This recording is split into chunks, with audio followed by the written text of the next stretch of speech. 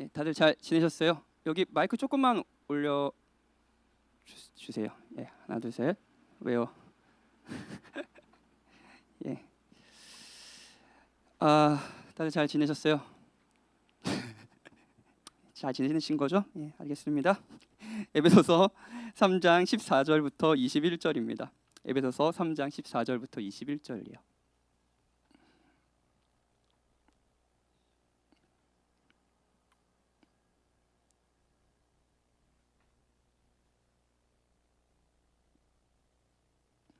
우리 이제 찾으셨으면요, 같이 좀 기니까요 교독을 할게요. 저부터 읽고 여러분들 따라서 읽어주십시오. 이러므로 내가 하늘과 땅에 있는 각 족속에게 그의 영광의 풍성함을 따라 그의 성령으로 말미암아 너희 속사람을 능력으로 강건하게 하시오며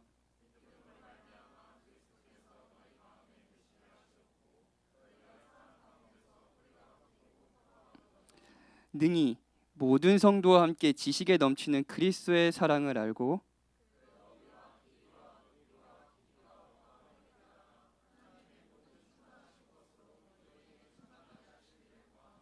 우리 가운데서 역사하시는 능력대로 우리가 구하거나 생각하는 모든 것에 더 넘치도록 능히 하실 이에게 교회 안에서와 그리스도 예수 안에서 영광이 대대로 무궁하도록 원하노라. 아멘. 예, 지난주에 또 말씀드렸던 것 같은데 저 이 기도문을 진짜 좋아합니다. 에베소서 지난주에 1장 기도문이었고요. 오늘 3장 기도문인데 전 특히 이 에베소서에 나오는 바울의 기도문을 너무 사랑하고 제가 기도할 때 많이 인용하면서 이렇게 따라서 하는 기도인데요. 오늘도 바울의 기도를 살펴보고요. 우리 같이 기도하는 시간을 보냈으면 좋겠습니다. 오늘 본문에서는요, 바울이요 능력을 구하고 있습니다. 능력을 구하고 있어요. 그리고 우리도 오늘 하나님의 능력을 구할 겁니다. 16절에 보면 너희 속사람을 능력으로 강건하게 하시오며, 하나님의 능력으로 우리 그냥 겉사람 정도가 아니라 우리 행동 정도가 바뀌는 게 아니라 우리의 속사람, 우리의 인격, 우리가 완전 바뀌는 거예요. 강건해지는 거예요. 그걸 구하고 있는 거예요. 20절에 보면 하나님에 대해서 하나님이 이런 분이시다라고 이야기하는데 하나님은요 우리 가운데 역사하시는 모든 일하시는 근데 그 능력대로 우리가 구하는 거나 생각하는 모든 것에 더 넘치도록 능히, 계속 능력이 사용되고 있어요. 능히, 이것도 능력입니다. 능히 하시리다 라고 이야기해요. 자, 하나님이 능력 있는 분이세요. 그리고 그 능력을 구하는 것, 이게 바로 오늘 바울의 기도예요. 하나님의 능력을 구한다. 이것이 오늘 우리가 같이 해야 될 기도입니다. 시리즈 동안 기도의 본질이요 하나님과의 친밀한 교제라고 말씀을 드렸어요. 이번 시리즈를 이제 듣기 전에도 여러분이 기도가 단순히 그러니까 막 구하고 이런 게 아니라 하나님과의 친밀하게 하나님을 누리는 교제구나라는 걸 익히 들으셨었죠, 그렇죠? 다 많이 들어보셨을 거예요. 근데 이렇게 생각하다 보면 뭔가를 구하는 것 자체, 내가 원하는 걸 구하는 것 자체가 나쁜 것이라는 생각이 들 때가 있는 것 같아요. 유튜브에서 요즘 기도 시리즈 설교를 하기 때문에 기도 시리즈에 관련된 이렇게 짤이나 이런 요즘에 쇼츠 이런 것들도 목사님들이 올리시더라고요. 이렇게 설교를 짧게 잘라서 이런 것도 보고 막 그러는데 어떤 목사님이 그런 말씀을 하시더라고요. 뭔가 원하는 것을 이렇게 막 구하는 것은 기도가 아니라 기복이다. 예. 복을 구하는 것이다 하시더라고요. 그러니까 약간 부정적인 의미가 있죠. 그런데요, 어떤 그러니까 사람들이 가지고 있는 오해를 바로잡으려고 하시는 이야기인지는 충분히 공감됩니다. 그런데 하나님과의 친밀한 교제가 기도의 본질이지만 이 친밀한 교제 안에는요 반드시 구하는 것이 있기 마련입니다. 예. 오늘도 바울이 능력을 구하잖아요. 그리고 지금까지 저희가 계속 살펴본 바울 서신에 나온 기도는요 바울이 뭔가를 하나님께서 구하는 것이 있다는 것을 여러분들 잘 알고 있을 겁니다. 예수님이 가르쳐 주신 기도, 주기도문이라 불리는 그 기도문을 생각해 볼까요? 이거는 구하는 것의 나열이에요. 다 구해요. 하나님의 이름, 나라, 뜻이 이루어지는 것, 일용한 양식, 죄 용서, 악에서부터 구원, 다 구하는 거잖아요. 그렇죠? 친밀한 교제이지만 구하는 것이 있어요. 왜냐하면 이건 하나님과 우리의 관계 때문입니다. 제 아들이 있어요. 제 아들이 두 아들이 있어요. 2명이나 있어요. 굉장하죠? 예. 아들은 굉장히 저랑 친하다고 자기가 스스로 생각합니다. 예, 굉장히 저도 친하다고 생각해요. 가끔 제가 이 정도로 친하게 생각하면 안 될 것 같은데 생각이 들 정도로 좀 친하게 생각해요. 너무 맘먹어요. 그래가지고 6살짜리 아이가 아빠를 가르치려고 요즘에 좀 아빠한테 설교를 하려고 막 아빠 그렇게 해도 되겠어? 막 이런 얘기를 하는데 예. 하여튼 아들은 저를 굉장히 친밀하게 대합니다. 그런 아들이 아침에 일어나자마자 하는 것이 뭔지 아세요? 구하는 거예요. 아빠 공룡뼈 보고 싶어. 예.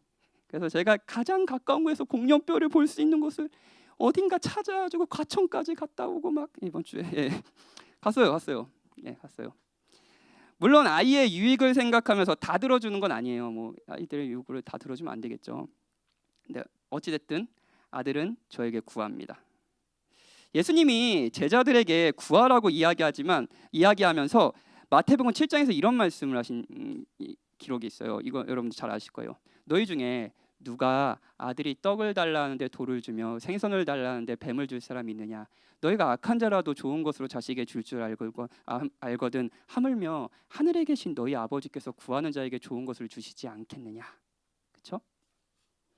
우리는 하나님과 친밀하지 않고 그저 하나님이 주실 수 있는 것만 원하기 때문에 구할 수도 있습니다. 그렇죠? 하나님과는 관계가 없어요. 근데 하나님이 주실 수 있는 것만 관심이 있어서 하나님을 막 이용해서 그걸 얻으려고 구할 수 있어요. 이거는 이제 사실 아까 목사님이 지적하신 기복이죠. 그렇죠?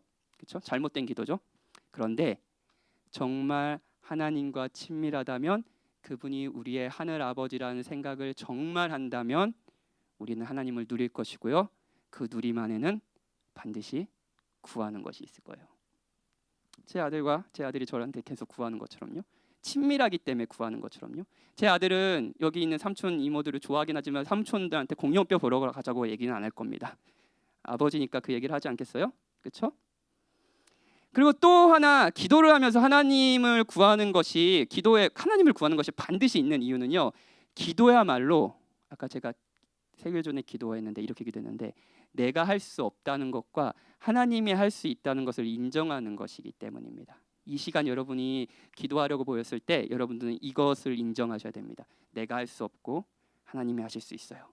그러니까 구하는 거죠. 그렇죠? 여러분 혹시 누군가에 부탁을 해본 적 있나요? 부탁. 예. 저는 원래 좀 부탁을 잘 못하는 사람이었어요. 여러분 정말 그랬습니다. 옛날에는. 지금도 그런지 모르겠는데 약간 남아있긴 한데 저는 워낙 자존심이 세기 때문에 부탁을 하면 약간 나를 좀 숙이고 약간 죽이고 들어가야 되잖아요. 상대 이제 맞춰주고 막 그래야 되잖아요. 막 약간 비굴해지고 막 그래야 되잖아요. 근데 어렸을 때 그게 정말 싫었던 것 같아요. 그래서 지가 뭔데 그냥 내가 하지 뭐 하면서 이제 부탁을 하지 않으면서 살았어요.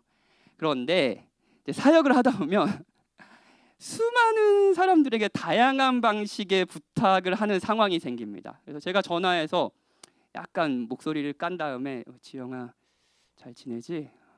목사님 요즘에 좀 힘드네? 막 이렇게 할 때가 있어요. 그러면 부탁을 하는 거죠. 그렇죠?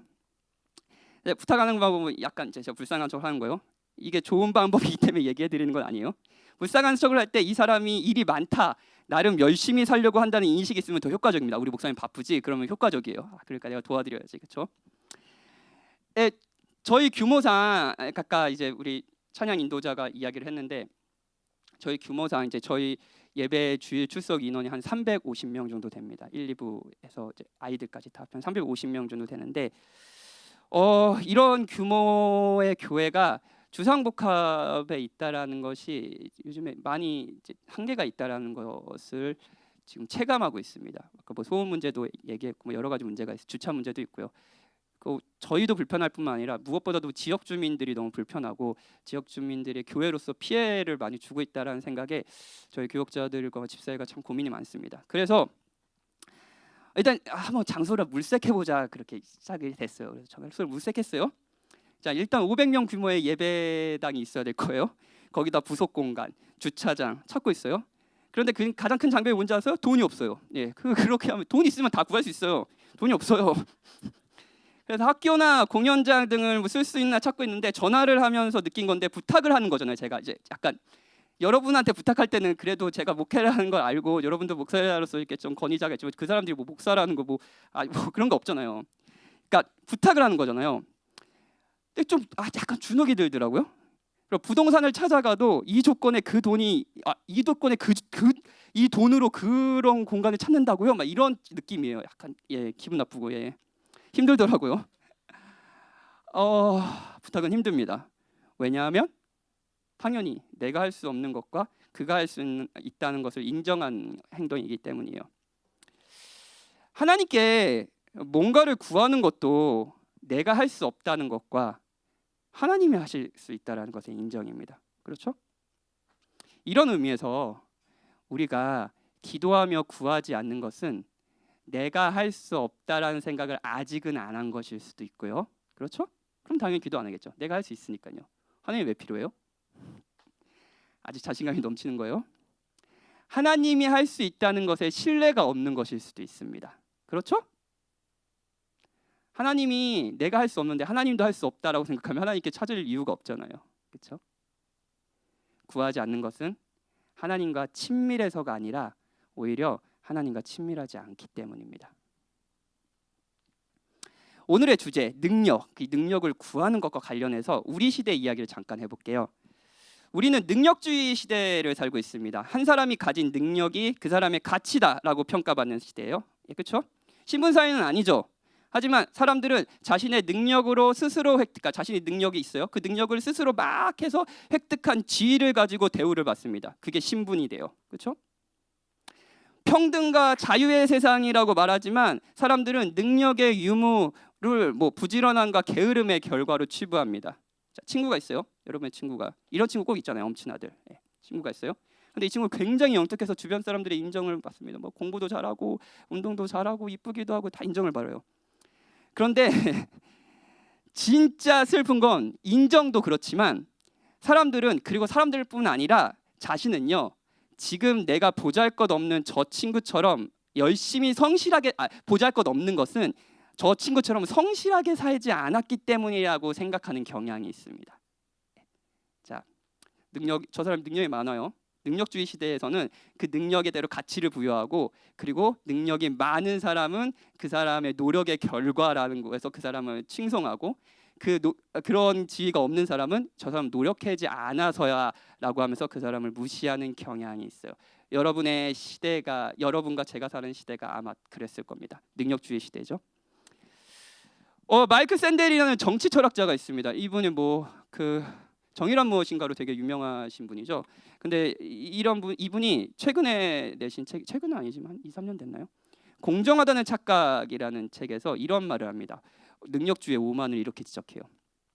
능력주의적 오만은 승자들이 자기 성공을 지나치게 뻐기는 한편 그 버팀목이 된 우연과 타고난 행운, 신자는 아니시라 이렇게 표현했지만 우리는 이것을 은혜라고 부릅니다. 는 잊어버리는 경향을 반영한다. 정상에 오른 사람은 자신의 운명에 대한 자격이 있는 것이고 바닥에 있는 사람 역시 그 운명을 겪을 만하다는 것이다. 아래쪽에서 올려다볼 때 엘리트의 오만은 짜증나지 않을 수 없다. 그 누구도 내려다보이는 위치에 서고 싶지 않다. 그러나 능력주의 신앙은 이렇게 능력이 그 사람의 가치다라는 이 신앙이라고 표현해요. 신앙은 그들이 입은 상처에 굴욕까지 보탠다. 굴욕까지요. 자신의 공경은 자신의 탓이라는 말, 하면 된다는 말은 양날의 검이다. 한편으로는 자신감을 불어넣지만 다른 한편으로는 모욕감을 준다. 승자에게 갈채하며 동시에 패자에게 조롱한다. 패자 스스로마저도 말이다. 일거리가 없거나 적자에 시달리는 사람에게 나의 실패는 자업자득이다.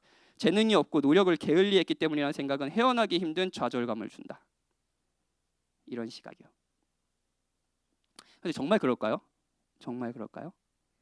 그 사람이 가진 그 사람 스스로 획득한 그 능력으로 획득한 지위는 그 사람의 가치일까요? 자, 어느 친구가 좋은 대학에 갔어요. 능력주의 시대에서 그 좋은 대학에 입학한 거는 그 친구의 부지런함을 칭찬하고 그렇지 못한 사람을 낮게 평가합니다. 그렇죠? 자, 그런데 그 친구가 정말 자신의 능력으로 그 지위를 얻었을까요? 좋은 대학이란 타이틀을요? 그들을 도와준 부모의 재정적인 지원을 재정적인 지원, 그렇죠? 그리고 그 친구에 맞게 잘 교육해준 교사의 노력은 없었나요? 선물이죠. 타고난 재질과 재능도 있을 거 아니에요. 타고나게 이렇게 책을 조금 읽어도 그걸 잘 이해하고 잘 습득하는 사람이 있을 수 있죠. 그럼 이거는 노력의 결과인가요?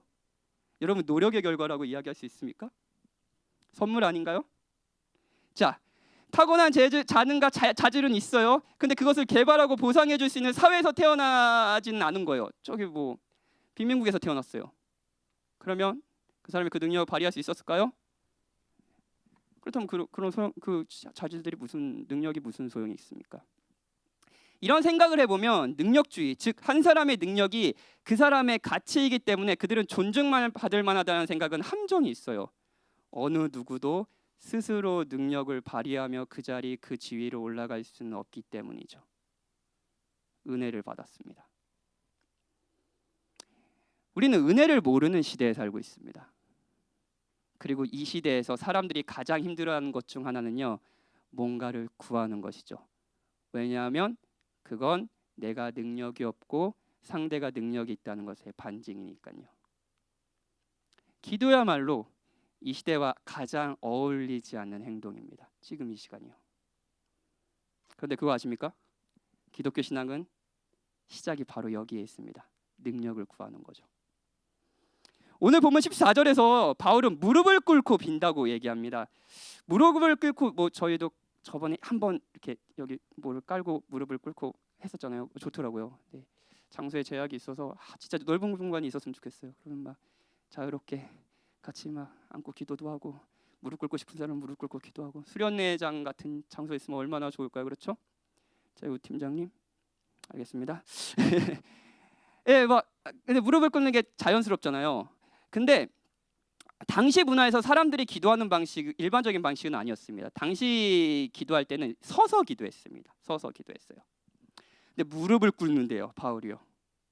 이거를 딱 읽었을 때 사람들은 무릎을 꿇는다고? 라고 했을 겁니다. 일반적인 방식이 아니니까. 왜냐하면 이거는요, 겸손과 간절함, 시급함의 표현이기도 합니다. 왜 무릎을 꿇죠? 예, 우리가 낮은 자이고 상대가 높다라는 것을 인정하는 방식이죠. 그리고 무릎을 꿇고 기도해 본 적 있으시죠? 우리의 마음이 진짜 간절해지잖아요. 시급해지잖아요. 그렇죠? 그런 뭐랄까요? 자기의 정서의 표현을 바울이 이렇게 한 거죠. 무릎을 꿇고 기도하는 거죠. 그러면서 진짜 간절히 구하는 거예요. 그러면서 구하는 것은 그의 성령으로 말미암아 너희 속사람의 능력을 강건하게 하시는 겁니다. 성령님의 능력으로요, 속사람이 강건하게 되는 거예요. 자, 속사람을 강건하게 한다는 걸 살펴봅시다. 일단 속사람은 아까 얘기한 대로 우리 겉사람, 우리 뭐 행동과 반대돼요. 우리 뭐 이런 외형 이런 것과 반대돼요. 우리 마음의 가장 중심엔 우리의 인격을 얘기합니다. 우리 존재의 핵심부를 의미합니다. 뭔 말인가 싶죠? 자, 이 얘기를 들으면 좀 이해될 거예요. 자, 여러분, 사람이 변하는 것에 있어서 두 가지 사람들이 많이 하는 이야기가 있습니다. 첫 번째는 사람 잘 안 변해입니다. 그렇죠? 라는 말 들어보셨죠? 저도 많이 이거 성경적이지 않은 말이에요. 근데 성화를 인정하지 않은 말이잖아요. 예. 하나님 변화를 시켜주신다고 했는데 예. 사람 잘 안 변해 뭐 이런 말 하죠. 그리고 이런 말도 있습니다. 자리가 사람을 바꾼다. 자, 이런 말도 많이 들어보셨어요? 자, 두 가지 말 모두 여러분들 인정하십니까? 첫 번째는 사람이 안 변한다라는 이야기고 두 번째는 변한다고 이야기해요. 여러분 두 가지 말 중에 뭐를 믿으시나요? 여러분 뭐 사회생활이나 이런 인간관계를 맺으면서요. 저는 이렇게 생각합니다. 자리가 사람을 바꾸는 것처럼 보이지만 바꾸지는 못한다고요. 자, 회사에서 막내였어요. 겸손한 척해요. 항상 사람들의 말을 잘 경청하고 그럽니다. 그런데 이 사람이 높은 사람이 됐어요. 높은 지위에 갔어요. 더 이상 사람들의 말을 듣지 않아도 되는 거예요. 자기가 원하는 대로 다 할 수 있어요. 그러니까 예전에 겸손함은 없어지고 교만해지는 거예요. 자리가 사람을 바꾼 걸까요? 아니요. 자리는 사람을 바꾸지 못합니다. 겉사람은 바꿀 수 있죠. 그런데 본질은 바꾸지 못합니다. 예전에도 사람들을 존중하지 않는 마음, 인격의 중심이 있었어요. 저 사람 별로네 하고 존중하지 않는 마음이 있었어요. 속사람이에요. 그런데 지위가 낮으면 그 속사람을 발휘할 수 있어요? 자기가 마음대로 먹은 그런 교만한 마음을 막 발휘할 수 있나요? 왜냐고요? 지위 높은 사람들이 주위에 있는데요. 그래서 겸손해 보이는 행동을 하죠. 속사람은 교만한데 겉사람은 겸손한 거예요. 하지만 지위가 바뀌어요. 그러면 겉사람도 속사람도 드러내는 방식이 바뀌겠죠? 그렇죠? 이 사람은 자리는 사람을 바꾼 게 아닌 거예요. 자, 여러분 복음을 매번 듣습니다. 매주 들어요. 그리스도께서 여러분을 위해서 하신 일을 매번 들어요. 그 복음이 여러분을 바꿨습니까? 자, 시간교회에 오신 지 얼마나 되셨나요? 저희 교회는 좋은 교회인가요? 복음을 성실하게 전하는 교회인가요? 그렇다고 생각하시면 여러분은 은혜를 받고 있는 겁니다. 그렇죠? 그러면 다시 질문. 그런 시간을 통해서 여러분은 무엇이 바뀌셨습니까? 정말 바뀌셨습니까?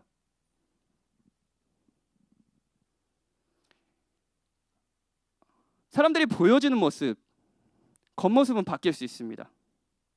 그런데 여전히 복음을 알기 전과 똑같은 속마음, 인격의 중심을 가지고 있지는 않나요? 그렇다면 여러분과 저는 바뀐 것은 아닙니다.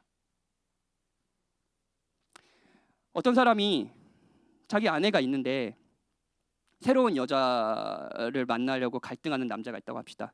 그 사람에게 변화가 필요하겠죠? 그렇죠? 우리가 원하는 것은 겉사람의 변화일 수 있습니다. 그 행동의 변화예요. 더 이상 그 여자를 사랑하지 않는 거예요. 그 여자를 찾아가지 않는 거예요. 그런데 속사람이 변하지 않는다면 여전히 그 여자를 만나지는 않지만 자기 아내로 만족하고 사랑하는 마음이 없고 다시 그 갈급함을 다른 것으로 채운다고 한다면 이 사람은 변화된 게 아니에요. 그렇죠? 겉사람은 변했지만 속사람은 변하지 않았으니까요. 행동이 아니라 마음의 변화가 필요하지 않나요? 자, 약에 중독된 사람이 있어요. 고통당하고 있는 사람이 있습니다. 자, 약을 끊는 행동이 필요하죠. 그런데 그 이상이 필요합니다. 약이 주는 안정과 기쁨에 대체할 수 있는 것을 찾는 거예요. 그래서 중독을 끊는 거죠. 겉사람이 아니라 속사람의 변화가 필요하겠죠? 자, 부모를 향한 증오심이 있는 사람은 있다고 생각해 봅시다. 부모를 생각하면서 부모가 어렸을 때 나에게 했던 학대와 고통이 너무 마음이 너무 고통스러운 거예요. 자, 이 사람에게 어떤 변화가 필요합니까? 목회에 지친 목사가 있다고 합시다. 어떤 무리에 딱 들어가면 항상 저 사람이 나를 싫어한다라는 강박에 시달리는 어떤 사람이 있다고 합시다. 우리에게 필요한 건 뭔가요? 자, 그 사람에게 저 사람은 사실 너 싫어하는 게 아니라 좋아하는 거야, 이 정도인가요? 우리의 속사람이 바뀌는 거 아닌가요? 여러분, 이런 경험, 이런 바뀜, 이런 변화를 경험해 보셨습니까? 태초에 땅이 혼돈하고 공허하며 흑암이 깊은 위에 있을 때 말씀하신 그 능력으로 우리의 속사람이 변하는 것이 필요하지 않나요? 이건 내가 할 수 있는 것이 아닙니다. 하나님의 능력이죠. 복찬자 너무 좋죠? 복음 안에서 발견한 참된 자유, 그 자유 너무 좋죠? 더 이상 사람들의 평가를 의식하지 않고 평가를 잘해주면 감사해야 하고 못해준다면 그게 당연한 것처럼 여기면서 겸손하게 자신의 삶을 더 노력해서 살아가는 이 삶 너무 자유롭죠? 자, 근데 그 복음이 이 변화는요, 복음이 그냥 겉사람, 우리 행동 이 정도로 바꾼 것을 의미하는 것이 아니라 우리 속사람, 우리의 생각과 우리의 마음을 지배하는 모든 것을 바꾼 경험이 있는 사람을 말합니다. 복음이 여러분에게 하신, 복음을 들어서 여러분에게 일어난 변화는 어떤 겁니까? 바울이 이어서 속사람이 강건해지기를 바란, 속사람이 강건해지는 거예요? 그렇게 변화되는 거예요? 이유를 말합니다. 그건 17절이에요. 믿음으로 말미암아 그리스도께서 너희 마음에 계시게 하시옵고 하나님의 능력으로 우리의 겉모습뿐만 아니라 우리의 속사람, 우리의 마음과 인격이 전에 없던 변화를 하는 거예요. 그런 변화를 바라는 이유는요, 그리스도가 우리의 마음에 계시게 하기 위함입니다. 여기에서 계시다라고 번역한 단어는요, 어딘가에 영구히 정착하는 것을 의미해요. 그러니까 이제 뭐 여러분 여행 이제 휴가철이니까 여행 가면 뭐 3박 4일 뭐 이렇게 여행 가잖아요. 그래서 잠시 머물고 있다 오잖아요. 그런 게 아니에요. 영원히 살 집을 산 거예요. 그리고 그 집에 그리스도께서 거하시는 거예요. 그리스도께서 여러분과 제 마음에 영구히 거하시게 하기 위해 우리의 속사람의 변화가 필요하다는 거예요. 바울은 여기서 집의 비유를 쓰고 있습니다. 한번 상상해 볼게요. 자, 여러분들 결혼을 합니다. 상상해도 좋죠? 자, 결혼해요. 그런데 대출을 받아서 집을 샀습니다. 이 시대에 집을 샀어요. 정말 놀라운 일이에요, 그렇죠? 대출을 막 어마어마하게 받아서 집을 샀습니다. 어찌됐든. 그런데 우리가 돈이 많지 않잖아요. 그래서 이제 아주 새 아파트가 아니라 예전 한 50년 전에 지은 그 아파트를 산 거예요. 50년에 아파트를 지었는지 모르겠는데 하여튼 지었겠죠. 예. 그 아파트를 샀어요. 근데 너무 옛날 집이라 진짜 형편이 없어요. 형편이 없어요. 아파트가 아니라 이렇게 단독주택이라고 합시다. 50년 된 단독주택 샀어요. 형편이 없어요. 안방에 들어갔더니 벽지가 할머니들이 쓰시는 누런 벽지예요. 막 곰팡이 피고 막 그랬어요. 지하실에 있는데 지하실을 쓰레기로 가득 찼어요. 주방은 너무 낮아가지고 이렇게 약간 허리를 피지 못하고 서 있어야 돼요. 창문은 샤시가 너무 오래돼가지고 막 겨울에면 바람이 숭숭 들어오고 막 그래요. 단열이 안 됩니다. 화장실이 너무 어두워요. 조명이 어두워요. 그런데 잘 생각해 봅시다. 어찌든 샀잖아요, 그 집을. 나는 여기서 살 거잖아요. 살지 않을 거면 상관없습니다. 그렇죠? 살 거예요. 그럼 어떻게 하시겠어요? 고쳐야죠. 내 집이잖아요. 이 집이 좋잖아요. 이 집이 낡아서도 좋은 거 아니에요. 그러니까 샀을 거 아니에요. 자, 싸요. 그 집을 하나씩 고칩니다. 부엌에 몇 달이 지나고 몇 년이 지나면서 누런 벽지는 파스텔 톤의 벽지로 바뀌고요. 부엌도 그 유명한 북유럽풍으로 바뀌고요. 북유럽풍 맞나요? 요즘도 유행하나요? 예. 바뀌고 샤시를 이중 샤시로 해서 더 이상 바람은 새지 않고요. 보일러도 이제 새지 않고 새 걸로 바꿉니다. 마당에 잔디도 따라 놓고요. 공놀이도 하고요. 막 그래요. 그리고 25년이 지났어요. 25년 동안 고친 거예요. 대단하죠? 그리고 남편이 아내에게 이렇게 얘기합니다. 나는 이 집이 정말 마음에 들어요. 우리한테 꼭 맞는 집이에요. 어디를 보나 우리가 작업한 결과들이 보잖아요. 저 부엌을 어떻게 작업한지 알죠? 기억이 나죠? 이 벽지 우리가 돈 든다고 그 기술자를 부른 게 아니라 우리가 서로 막 하면서 발랐었잖아요. 기억나죠? 우리의 필요와 취향에 맞게 고친 집이라 정말로 행복해요. 라고 얘기한다고 합시다. 사랑하는 여러분, 그리스도께서 성령님을 통해 우리 마음에 입주하실 때 우리 안에도 쓰레기 더미, 지책한 벽지, 새는 지붕, 허리를 펼 수 없는 부엌이었습니다. 그리고 그리스도는 이것을 자신에게 맞는 것으로, 자신에게 편한 집으로 고치기 시작하셨어요. 속사람을 강건하게 하시는 거예요. 변화를 주시는 거예요. 치울 것도 많고 몇 군데 수리를 해야 되고 반드시 넓혀야 하는 곳도 있어요. 아예 부셔버려야 할 벽도 있을 수도 있습니다. 그렇죠? 목표가 뭔가요? 목표가 뭐예요? 그리스도가 이곳에 살기 위함이에요. 여러분이 사는 집 한번 상상해 보세요. 지금 여러분의 방을 상상해 보세요. 예, 그 방은 여러분의 특성을 고스란히 보여주고 있을 겁니다. 예, 제가 이 이야기를 좀 이렇게 설교를 하려고 준비하면서 제 집을 생각했어요. 저희 집 6살짜리, 4살짜리 남자애들이 사는 전쟁터와 같은 집이거든요. 예, 그러니까 좀 고통스럽더라고요. 어찌됐든 여러분의 방은 여러분을 보여주죠. 여러분이 어떤 사람인지. 그렇죠? 그리고 그리스도는 자신에게 어울리는 집으로 저희를 만들고 계십니다. 그분의 목표는 분명하여 우리 마음에 계시기 원함이에요. 영원히요. 우리의 속사람이 변해서 그리스도께서 우리 마음에 영구히 계시는 것을 바울은 아주 의도적으로 믿음으로 말미암아라고 이야기합니다. 다시 믿음이에요. 에베소서에서 계속 믿음이라고 얘기했을 때 이것의 반대말은 행함입니다. 우리가 그리스도와 같이 그리스도가 영구히 살 수 있는 우리 집과 같이 되는 것은요, 우리의 행함의 결과가 아니라 그리스도가 하신 일들을 믿고 그 사랑을 받는 결과라는 거예요. 그리스도가 우리의 구주임을 믿고 받아들이는 거예요. 바울은 이것을 구하고 있는 거예요. 성령 하나님이 능력 가운데 이 일을 우리 가운데 이뤄달라고요. 하나님의 능력으로 겉사람 정도가 아니라 우리의 행동이 잠깐 요만큼 바뀌는 그 정도가 아니라 우리의 인격의 중심부가 변하여서 그리스도를 닮은 모습, 그리스도가 영구히 거주할 수 있는 집으로 바뀌는 거예요. 거룩해지는 능력, 말과 생각과 행동으로 그리스도를 철저히 기쁘시게 하는 능력, 도덕적 각오를 굳히는 능력, 삶 속에서 하나님께 정직하게 감사하는 능력, 겸손해지는 능력, 분별하는 능력, 순종하고 신뢰하는 능력, 예수 그리스도를 점점 더 닮아가는 능력. 자, 여러분, 겸손을 생각해 볼까요? 겸손해지자. 난 겸손해지자. 난 교만해. 겸손해야 돼. 겸손해지는 걸까요? 속사람이 변화되면요. 나는 죄인이지만 하나님의 영광스러운 사랑을 받았어 라는 것을 진심으로 누리게 된다면 우리는 낮아지는 걸 슬퍼하지 않고 비굴하지 않지만 상대를 높이면서 겸손하게 살아갈 수 있지 않을까요? 속사람이 변하는 거예요. 사람들의 말들, 사람들이 나를 생각하는지 그걸 더 이상 의식하지 않으면 살겠어. 의식하지 않으면 살겠어. 의식하지 않으면 살겠어. 정말 그렇게 되나요? 겉사람은 벗길 수 있어. 의식하지 않는 척. 이럴 때 있어.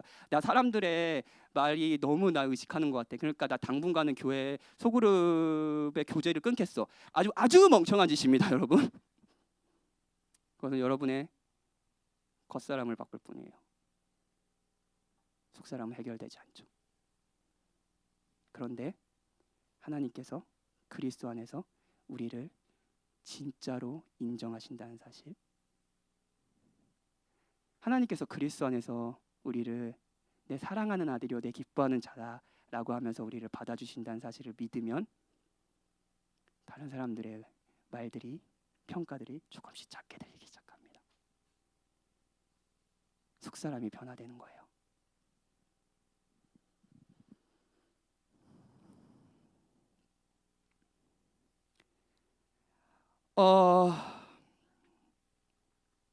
이건 단순한 교리가 아닙니다. 교리가 아니에요. 교리를 뭐 무시해서 하는 말은 아니에요. 예, 저는 성경의 가르침을, 우리 매주 이제 소리문답 듣고 있잖아요. 가르침을 충실히 가르치고 있고요. 뭐 이번에 아카데미 때도 교리반을 할 겁니다. 교리, 성경의 가르침을 듣고 받아들이는 거, 이해하는 거 좋습니다. 좋아요. 그런데 교리에 머물 수도 있어요. 야고보서에서는 이런 말이 나옵니다. 내가 하나님이 한 분인 줄을 믿느냐? 하나님이 한 분이다. 오류가 없는 성경적인 진술이죠. 삼위일체에 아주 중요한 신앙 고백, 그 시대의 신앙 고백과 같았습니다. 제대로 성경에 대한 가르침을 인정하고 신앙 고백하느냐? 그러나요? 예, 맞습니다. 그렇죠? 그런데 야고보서는 이렇게 얘기합니다. 잘하는도다. 귀신들도 믿고 떠느니라. 그 교리를 믿는 거 맞다고 생각하는 것은 귀신들도 한다는 거예요. 귀신도 사도신경을 외우며 분명히 그 진리를 고백하지만 거기에 차이는 뭔지 아세요? 거기에 담긴 변화의 능력을 직접 체험한 적은 없어요. 여러분은 있으십니까?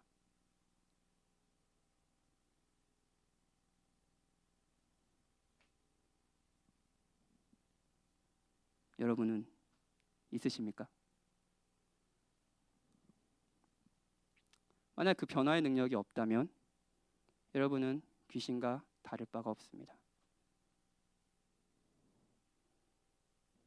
하나님이 우리를 구원하신 목적은 단순히 진리를 믿게 하기 위해서가 아니라 그 이상입니다. 평생의 과정을 통해 우리를 변화시키는 거예요. 그리스도가 영구히 살 수 있는 집으로요. 그래서 바울은 하늘 아버지의 풍성한 영광을 따라 성령으로 말미암아 우리의 속사람을 능력으로 강건하게 하셔서 믿음으로 말미암아 그리스도께서 우리 마음에 계시기를 간구하는 겁니다. 왜냐고요? 그건 하나님이 하시는 일이니까요.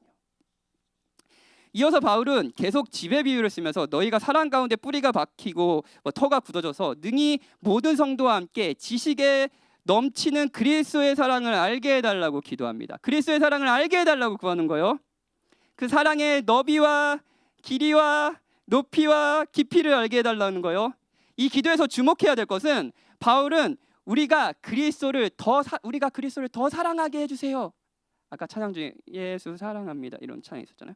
우리가 예수님을 더 사랑하게 해주세요 라고 기도하는 것이 아니라 우리를 그리스도께서 얼마나 사랑하시는지 예수님의 그리스도의 사랑을 알게 해달라고 기도한다는 거예요. 이게 뭔 말인가 싶죠. 이 기도에는 전제가 있습니다.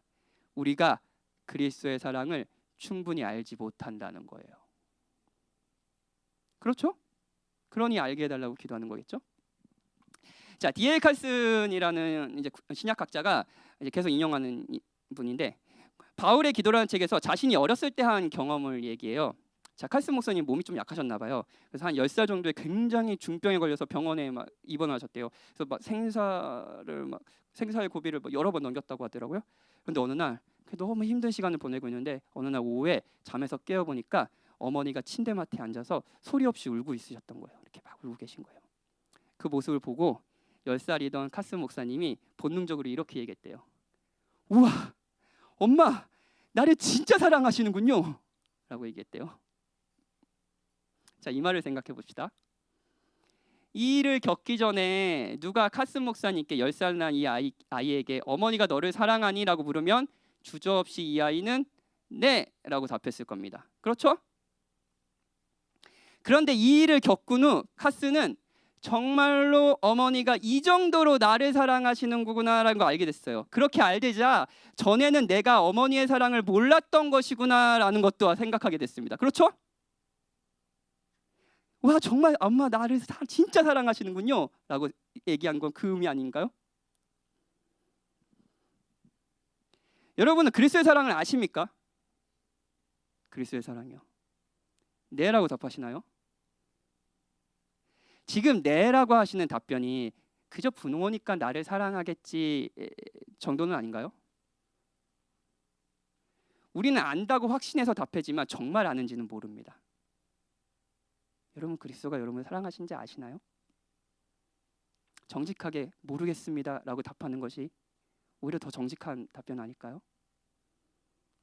그래서 바울은 그리스도를 알게 해달라고, 그 사랑의 깊이와 높이와 길이를 알게 해달라고 기도합니다. 그리스도의 사랑이 영향이 끼치지 않는 것은 없다는 것을 알게 해달라고 기도하는 거예요.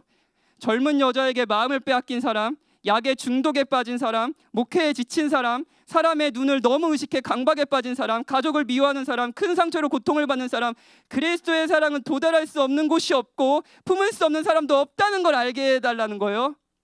D.A. 칼슨 목사님의 이 이야기를 통해서 하신 이야기를 들어보죠. 우리는 간혹 부득이 멈추어 자신처럼 반항하는 죄인들을 향한 하나님의 사랑을 곰곰이 생각하게 될 때가 있다. 예컨대 고생할 때, 만인의 운명인 죽음을 접할 때, 심히 약해질 때, 유난히 야만적인 잔인성을 목격할 때 등이다. 그때 우리는 우리 대신 고난당하셨고 그 받으신 고난으로 순종을 배우신 주 그리스도를 더욱 섬기게 된다. 그러면 평소에 우리의 관심은 온통 사로잡고 하찮고 시시한 것들은 사라지고 영원한 것들이 제자리에 들어선다. 그제서야 우리는 하나님의 사랑이 영원만큼이나 끝없다라는 고백이 무슨 뜻인지 알게 된다.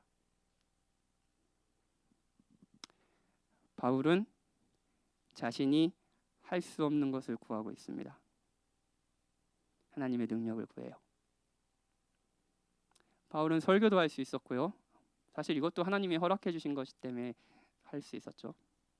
그 밖에 에베소 교인들을 사랑해서 여러 가지를 할 수 있었을 겁니다. 하지만 에베소 사람들의 속사람이 변하여 그리스도가 영구히 살 수 있는 거처가 되도록 하는 것, 그들이 그리스도의 사랑을 지금보다 더욱이 알게 되는 것에 있어서 바울은 할 수 있는 것이 없었습니다. 그래서 바울은요, 무릎을 꿇죠.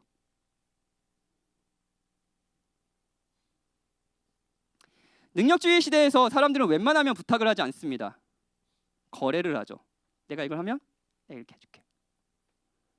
부탁을 하는 것 자체가 자신의 무능력함을 인정하는 것이고 그건 곧 자신의 패배자라는 것, 가치가 없다는 것을 인정하는 행동처럼 받아들여지기 때문이에요. 그런데 그리스도로 말미암아 도래한 하나님의 나라에서는요, 능력이 하나님께 있고 하나님은 그 능력을 은혜로 주십니다.